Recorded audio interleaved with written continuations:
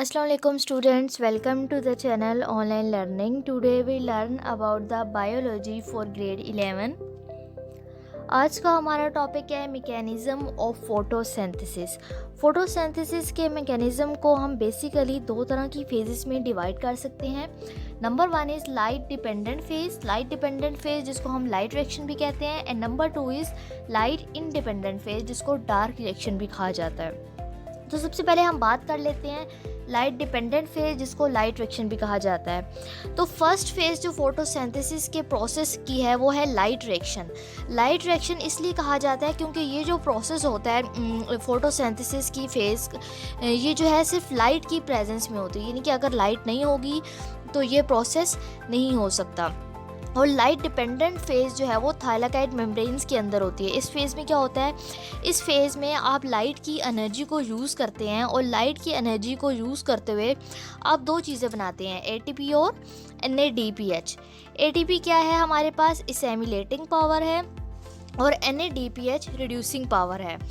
और इस प्रोसेस में, लाइट रिएक्शन के प्रोसेस में वाटर और ऑक्सीजन यूज़ हो रहे होते हैं, यानी कि वाटर हमारे पास जो है वो इनपुट के तौर पे यूज़ हो रहा होता है और ऑक्सीजन हमारे पास आउटपुट, यानी ऑक्सीजन उस प्रोसेस से मिल रहा होता है हमें, तो ऑक्सीजन उस प्रोसेस में आउटपुट के तौर पे यूज़ हो रहा होता है। फोटोसिंथेसिस की फेज़ में सेकंड जो हमारे पास फेज़ है वो है लाइट इंडिपेंडेंट फेज़ और डार्क रिएक्शन। डार्क रिएक्शन इसलिए कहा जाता है क्योंकि इस प्रोसेस का लाइट से कोई लेना देना नहीं होती, यानी कि लाइट प्रेजेंट है या लाइट प्रेजेंट नहीं है, ये प्रोसेस फिर भी होगा।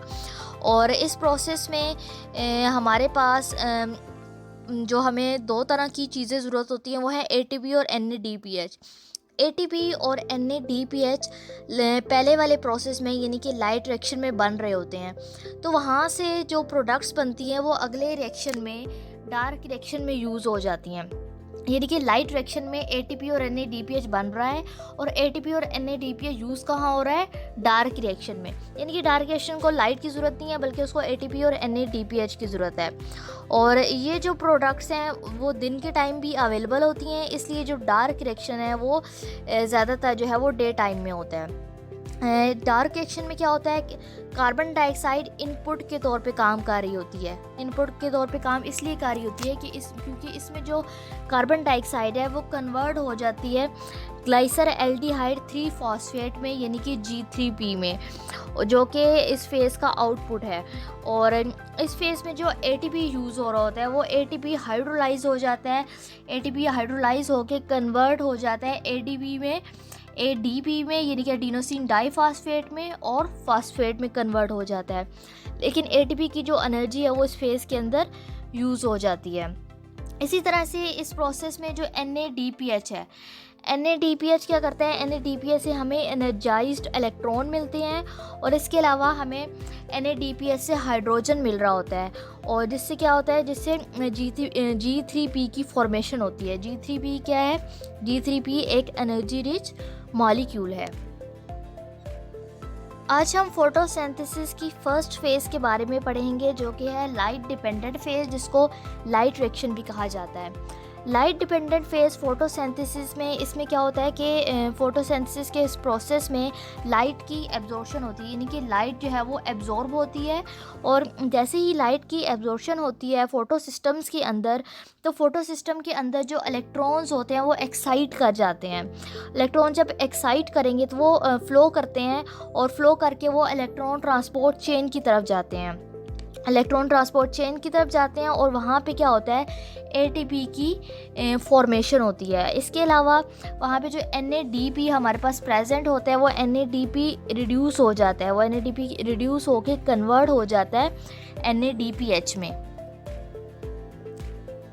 इलेक्ट्रॉन्स जब फोटोसिंथेसिस के प्रोसेस में एक्साइट करते हैं तो वो इलेक्ट्रॉन ट्रांसपोर्ट चेन की तरफ जाते हैं, और लाइट रिएक्शन में जब भी इलेक्ट्रॉन्स फ्लो करते हैं तो उनकी दो तरह की मूवमेंट होती है। एक उनकी मूवमेंट होती है नॉन साइक्लिक इलेक्ट्रॉन फ्लो और दूसरी है साइक्लिक इलेक्ट्रॉन फ्लो। सबसे पहले हम देख लेते हैं नॉन साइक्लिक इलेक्ट्रॉन फ्लो को। नॉन साइक्लिक इलेक्ट्रॉन फ्लो को, जैसे कि आप इसके नेम से पता चल रहा है कि इसमें कोई साइकिल नहीं बनता, यानी कि इसमें जो इलेक्ट्रॉन्स एक्साइट करते हैं, इलेक्ट्रॉन्स एक्साइट करके जाते हैं, वो दोबारा वापस उस फोटो सिस्टम की तरफ दोबारा वापस नहीं आते। और ये जो इलेक्ट्रॉन्स हैं जब इनकी एनर्जी लॉस हो जाती है तो वो किसी दूसरे मॉलिक्यूल के अंदर इनकॉर्पोरेट हो जाते हैं। इसी तरह से अगर हम साइक्लिक इलेक्ट्रॉन फ्लो की बात करें तो साइक्लिक इसके नेम से पता चल रहा है कि इसमें एक साइकिल बन रहा होता है। इसमें जो इलेक्ट्रॉन जब एक्साइट कर जाते हैं तो इलेक्ट्रॉन जब एक्साइट करते हैं तो वो दोबारा उसी फोटो सिस्टम की तरफ वापस आ जाते हैं।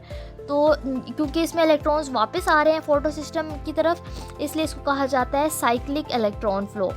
लाइट रिएक्शन के अंदर जो सबसे इम्पोर्टेंट इवेंट है वो है एटीपी की प्रोडक्शन।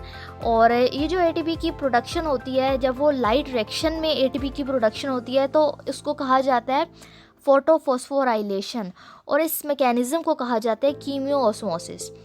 वो प्रोसेस और यानी कि जब एटीपी की फॉर्मेशन हो रही है, अगर एटीपी की फॉर्मेशन नॉन साइक्लिक के ज़रिए से हो रही है, यानी कि उसमें कोई साइकिल नहीं बन रहा, और जब एटीपी की formation non cyclic electron flow में होगी तो इसको नॉन साइक्लिक फोटोफॉस्फोराइलेशन कहा जाएगा। लेकिन अगर एटीपी की फॉर्मेशन जो है वो साइक्लिक इलेक्ट्रॉन फ्लो में होगी तो इसको साइक्लिक फोटोफॉस्फोराइलेशन कहा जाता है। सबसे पहले हम देख लेते हैं नॉन साइक्लिक फोटोफॉस्फोराइलेशन को। Non cyclic photophosphorylation light reaction का एक बहुत ही इम्पोर्टेंट पाथवे है जो कि हायर प्लांट्स के अंदर होता है, और इसमें दोनों तरह के फ़ोटो सिस्टम यूज़ हो रहे होते हैं, यानी कि इसमें फ़ोटो सिस्टम 1 और फ़ोटो सिस्टम 2 यानी दोनों फ़ोटो सिस्टम्स इसमें यूटिलाइज होते हैं। और इसमें इसलिए जो इलेक्ट्रॉन ट्रांसपोर्ट चेन्स हैं वो भी 2 होंगी, क्योंकि इसमें फ़ोटो सिस्टम्स 2 हैं तो इसमें इलेक्ट्रॉन ट्रांसपोर्ट चेन्स भी 2 होती हैं। तो सबसे पहले क्या होता है कि जब फोटो सिस्टम 2 के अंदर लाइट एब्जॉर्ब होती है तो फोटो सिस्टम 2 में जो इलेक्ट्रॉन्स होते हैं वो एक्साइट कर जाते हैं। जब इलेक्ट्रॉन्स एक्साइट करेंगे तो वो इलेक्ट्रॉन ट्रांसपोर्ट चेन में से गुजरते हुए फोटो सिस्टम 1 तक पहुंच जाएंगे। और जब वो फोटो सिस्टम 1 तक पहुंच जाएंगे तो ये जो एक्साइटेड इलेक्ट्रॉन्स हैं जब वो फोटो सिस्टम 1 में से रिलीज़ होंगे तो NADP उनको एक्सेप्ट कर लेगा। NADP क्या करेगा, NADP इलेक्ट्रॉन्स को एक्सेप्ट कर लेगा, और इस तरह के फ़्लो को हम नॉन साइक्लिक इलेक्ट्रॉन फ़्लो कहते हैं। और नॉन साइक्लिक फोटोफॉस्फोराइलेशन का जो प्रोसेस होता है वो बहुत ही कॉन्टीन्यूस होता है। नॉन साइक्लिक फोटोफॉस्फोराइलेशन के अगर हम प्रोसेस को देखें तो इसका जो फर्स्ट स्टेप है वो है absorption of light by photo system 2 and excitation of its electrons. First step में क्या होता है कि जैसे ही लाइट के 2 फोटॉन्स जब फोटो सिस्टम 2 पर स्ट्राइक करते हैं, फोटो सिस्टम 2 के कौन से पार्ट पे, उसके एंटीना कॉम्प्लेक्स यानी कि उसके जो पेरिफेरल पार्ट होता है, यहाँ पर जब लाइट स्ट्राइक करती है तो यहाँ पे जो 2 इलेक्ट्रॉन्स होते हैं वो एक्साइट कर जाते हैं।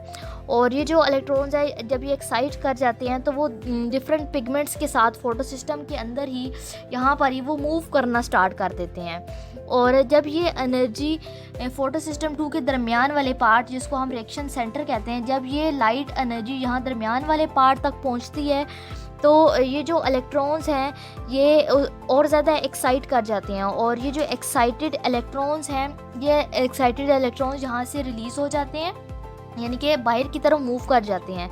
और जब ये बाहर की तरफ मूव करेंगे तो प्राइमरी इलेक्ट्रॉन एक्सेप्टर क्या करेगा, उन 2 इलेक्ट्रॉन्स को कैप्चर कर लेगा।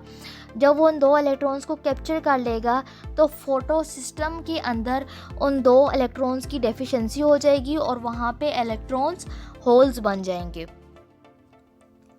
नॉन साइक्लिक फोटोफॉस्फोराइलेशन का सेकंड स्टेप है फोटोलाइसिस ऑफ वाटर।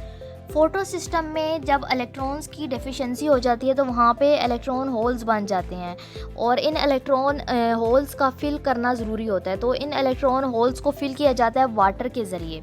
वाटर के ज़रिए कैसे, जब वाटर जो है फोटो सिस्टम के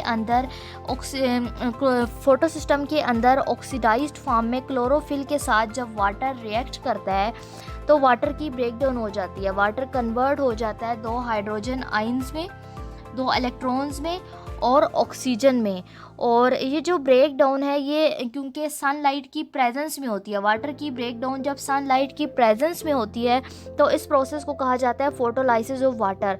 और इस प्रोसेस में जो 2 इलेक्ट्रॉन्स रिलीज़ होते हैं, ये इलेक्ट्रॉन जो है वो फोटो सिस्टम्स के अंदर चले जाते हैं, और फोटो सिस्टम के अंदर जो इलेक्ट्रॉन्स की डिफिशिएंसी हुई होती है और इलेक्ट्रॉन के होल्स बन गए होते हैं, ये उनको फिल कर लेते हैं। नॉन साइक्लिक फोटोफॉस्फोराइलेशन का थर्ड स्टेप है electron flow from photo system 2 to photo system 1। वो इलेक्ट्रॉन जो कि एक्साइट हुए होते हैं और जब वो रिलीज़ हो जाते हैं फोटो सिस्टम 2 में से, और उनको कैप्चर कर लेता है प्राइमरी इलेक्ट्रॉन एक्सेप्टर। तो प्राइमरी इलेक्ट्रॉन एक्सेप्टर जब उन इलेक्ट्रॉन्स को कैप्चर कर लेता है तो वो फोटो सिस्टम 1 की तरफ मूव करना स्टार्ट कर देते हैं, और ये मूव करते हैं इलेक्ट्रॉन ट्रांसपोर्ट चेन के ज़रिए, इनकी ये मूवमेंट होती है। तो प्राइमरी इलेक्ट्रॉन एक्सेप्टर क्या है? प्राइमरी इलेक्ट्रॉन एक्सेप्टर जो सबसे पहला जो एक्सेप्टर जहाँ पर ये इलेक्ट्रॉन जाएंगे वो एक आयरन कंटेनिंग प्रोटीन है जिसका नाम है प्लास्टोक्यूनिन। और प्लास्टोक्यूनिन में से इलेक्ट्रॉन्स फ्लो करते हैं, और फ्लो करके एक और आयरन कंटेनिंग प्रोटीन का एक कॉम्प्लेक्स होता है जिसको कहा जाता है साइटोक्रोम कॉम्प्लेक्स। यानी कि अब इलेक्ट्रॉन्स प्लास्टोक्यूनिन में से फ्लो करते हुए साइटोक्रोम कॉम्प्लेक्स की तरफ आ जाएंगे जो कि एक आयरन कंटेनिंग प्रोटीन है। और साइटोक्रोम कॉम्प्लेक्स जो है वो 2 तरह का होता है, साइटोक्रोम B6 और साइटोक्रोम F। और साइटोक्रोम कॉम्प्लेक्स जो है वो सिर्फ एक इलेक्ट्रॉन कैरियर नहीं है बल्कि वो प्रोटॉन पंप के तौर पे भी काम कर रहा होता है। प्रोटॉन पंप के तौर पे किस लिए काम कर रहा होता है? क्योंकि जो इलेक्ट्रॉन उसमें से साइटोक्रोम कॉम्प्लेक्स में से जब उसमें से फ्लो करते हैं तो वो प्रोटॉन्स को पंप कर देते हैं। प्रोटॉन्स को पंप कहाँ से करते हैं? स्ट्रोमा में से पंप करते हैं, और वो प्रोटॉन्स जाते हैं थाइलाकाइड की इनर स्पेस की तरफ, और इस तरह से इलेक्ट्रॉन्स की जो एनर्जी है वो ट्रांसफ़र हो जाती है ग्रेडियंट ऑफ प्रोटॉन्स में थाइलाकाइड इनर स्पेस के अंदर। तो इस तरह से जो प्रोटॉन्स का ग्रेडियंट बनता है थाइलाकाइड मेम्ब्रेन के अंदर उसको कहा जाता है एटीपी सिंथेस। और एटीपी सिंथेस क्या करेगा? एटीपी सिंथेस ना सिर्फ प्रोटॉन्स को दोबारा स्ट्रोमा के अंदर भेजेगा बल्कि वो एटीपी और फास्फेट को यूज़ करते हुए एटीपी बनाता है। एटीपी की फॉर्मेशन जिसके प्रोसेस को कहा जाता है फोटोफॉस्फोराइलेशन। और ये जो पूरा मैकेनिज़्म है जिसमें शामिल है हमारे पास इलेक्ट्रॉन्स का फ्लो, पंपिंग ऑफ प्रोटॉन्स और जनरेशन ऑफ एटीपी जो कि थाइलाकाइड मेम्ब्रेन के अंदर हो रहा होता है, इस पूरे प्रोसेस को कहा जाता है कीमियो ऑस्मोसिस। और ये जो एटीपी है जो कि लाइट रिएक्शन के ज़रिए बनती है, ये क्या करता है? केमिकल एनर्जी प्रोवाइड करता है ताकि केल्विन साइकिल के अंदर शुगर की फॉर्मेशन हो सके। और ये जो एनर्जाइज्ड इलेक्ट्रॉन्स हैं जिनकी एनर्जी अब रिलीज़ हो गई है, लॉस हो गई है, वो अब साइटोक्रोम कॉम्प्लेक्स से मूव करते हैं एक कॉपर कंटेनिंग प्रोटीन की तरफ जिसको कहा जाता है प्लास्टोसायनिन। यानी अब वो मूव करेंगे साइटोक्रोम कॉम्प्लेक्स से प्लास्टोसायनिन की तरफ, और प्लास्टोसायनिन से वो दोबारा आगे मूव करेंगे फोटो सिस्टम 1 के अंदर। नॉन साइक्लिक फोटोफॉस्फोराइलेशन में 4th स्टेप है absorption of light by photosystem 1 and excitation of its electrons.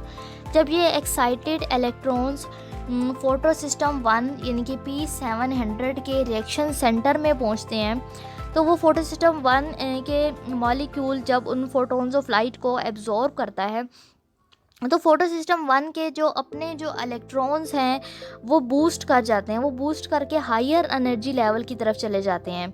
और P700 का जो मॉलिक्यूल है वो क्या करता है? वो इन एक्साइटेड इलेक्ट्रॉन्स को यानी कि अपने जो इलेक्ट्रॉन्स होते हैं उसके अपने उनको ट्रांसफ़र कर देता है प्राइमरी इलेक्ट्रॉन एक्सेप्टर की तरफ। और जब उनको इलेक्ट्रॉन एक्सेप्टर की तरफ कैरी कर जाता है तो वहाँ पे इलेक्ट्रॉन P700 के अंदर इलेक्ट्रॉन होल्स बन जाते हैं और जिनको फिल करना ज़रूरी होता है। तो P700 के अंदर जो इलेक्ट्रॉन्स होल बन जाते हैं उसको फिल किया जाता है P680 के इलेक्ट्रॉन्स के ज़रिए। यानी कि वो इलेक्ट्रॉन जो यहाँ से P680 से P700 की तरफ आ रहे होते हैं वो आके यहाँ पे इलेक्ट्रॉन होल्स को फिल करते हैं। और ये जो प्राइमरी इलेक्ट्रॉन एक्सेप्टर है फोटो सिस्टम 1 का, वो इन एक्साइटेड इलेक्ट्रॉन्स को पास करता है सेकंड इलेक्ट्रॉन ट्रांसपोर्ट चेन में से। ये अब हमारे पास सेकंड चेन है इलेक्ट्रॉन ट्रांसपोर्ट चेन, और ये जो इलेक्ट्रॉन्स हैं इनको एक्सेप्ट करता है फेरेडॉक्सिन, जिसको FDP कहा जाता है। फेरेडॉक्सिन क्या है? फेरेडॉक्सिन एक आयरन कंटेनिंग प्रोटीन है। इसके अलावा हमारे पास एक एंजाइम है जिसको कहा जाता है NADP रिडक्टेज।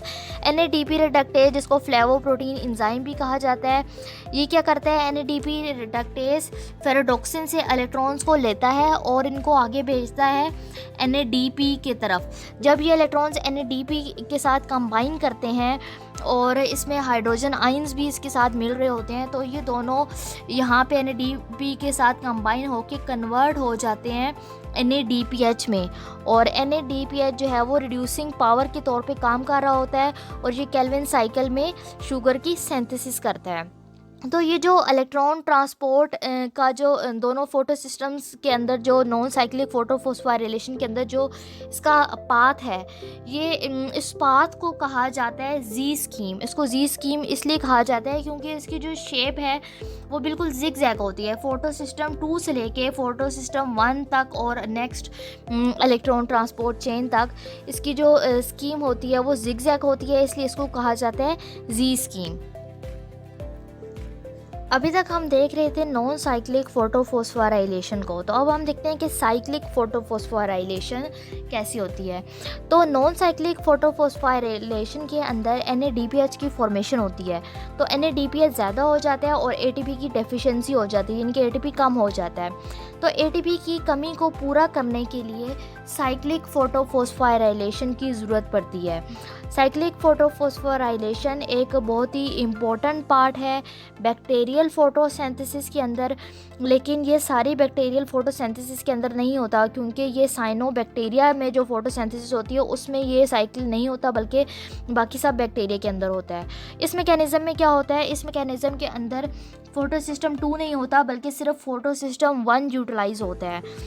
फोटो सिस्टम 1 क्या करता है कि फ़ोटो सिस्टम 1 जब लाइट एनर्जी को एब्जॉर्ब करता है फोटोन्स की फॉर्म में, तो ये जो एनर्जी जब फोटो सिस्टम 1 के दरमियान वाले पार्ट जिसको इरेक्शन सेंटर कहा जाता है, जब ये एनर्जी इरेक्शन सेंटर पर पहुंचती है तो वहाँ पे जो इलेक्ट्रॉन्स हैं वो हायर एनर्जी लेवल की तरफ बूस्ट कर जाते हैं। तो वहाँ से जो इलेक्ट्रॉन्स हैं जब वो एक्साइट कर जाएंगे, तो एक्साइट करने के बाद प्राइमरी इलेक्ट्रॉन एक्सेप्टर उनको कैप्चर कर लेता है, फोटो सिस्टम 1 का जो प्राइमरी इलेक्ट्रॉन एक्सेप्टर है, और वहाँ से ये मूव कर जाते हैं इलेक्ट्रॉन ट्रांसपोर्ट चेन में। और इलेक्ट्रॉन ट्रांसपोर्ट चेन में जब ये मूव करेंगे ये इलेक्ट्रॉन्स, तो सबसे पहले इसको फेरेडॉक्सिन इसको कैप्चर करेगा इलेक्ट्रॉन्स को, और फेरेडॉक्सिन से ये आगे जाएंगे साइटोक्रोम कॉम्प्लेक्स में, साइटोक्रोम B6F कॉम्प्लेक्स में और प्लास्टोसायनिन में। और ये जो इलेक्ट्रॉन्स हैं जब साइटोक्रोम B6 कॉम्प्लेक्स में जाएंगे तो वहाँ पे ATP की जनरेशन होगी, ATP बनेगा, और इस प्रोसेस को कहा जाता है, ATP की जनरेशन को कीमियोऑस्मोसिस कहा जाता है। और फाइनली ये जो इलेक्ट्रॉन जब इनकी एनर्जी लूज़ कर जाती है तो ये वापस जाते हैं फोटो सिस्टम 1 जिसको P700 कहा जाता है। और ये इस प्रोसेस में NADPH की फॉर्मेशन नहीं होती और ना ही यहाँ पर वाटर की फोटोलाइसिस हो रही होती है, इसलिए यहाँ पे ऑक्सीजन भी रिलीज़ नहीं होता।